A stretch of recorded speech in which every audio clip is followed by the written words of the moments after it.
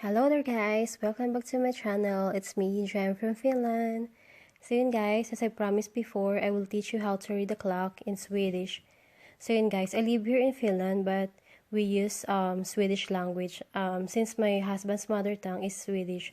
So yun guys, there's a two language here in Finland. It's Finnish and Swedish. So yun guys, right in front of me, as you can see, this was my book before.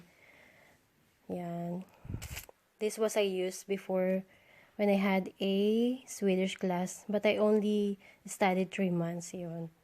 So yun guys, let's start now. So first guys, as you can see, it says here, klockan, meaning clock. And then this, hur mycket klockan? It means, what time is it? And then this, draw streck. It means draw a line. So yun guys, let's start now.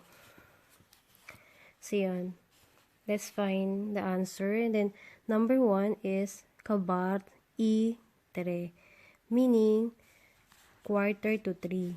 So the answer is number 5. Yan, this number 5. It means 2:45. It means kvart, this kvart I 3. Quarter to 3. And then next, halv 11. So let's find where is the right answer.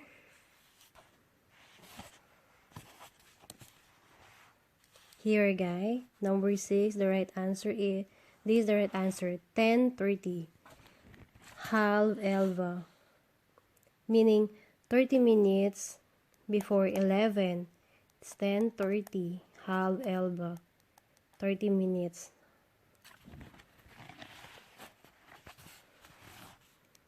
So yun, number 3, kvart I 12. Ayun, this is the right answer, number 1, meaning quarter to 12. Kvart means quarter. Ayan, quarter to 12 guys. And the number 4, fem. So yun guys, next, fem over half to go. So yun, let's find the answer. This one's the right answer guys.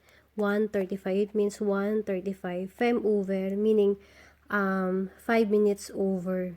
5 minutes over. It's 1:35 guys. This. And then tio, meaning it's 10 o'clock. Tio is 10. And then next, tio inio. Then this is the right answer guys, 8:50, meaning 10 to 9. Tio inio. So 8:50. So 20 over ota. And then this ota is number 8. 20 is 20. Yan guys, meaning 20 over ota, 20 over 8. It's 8:20.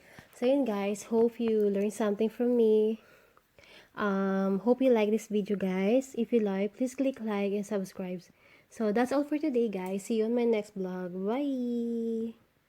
Thank you.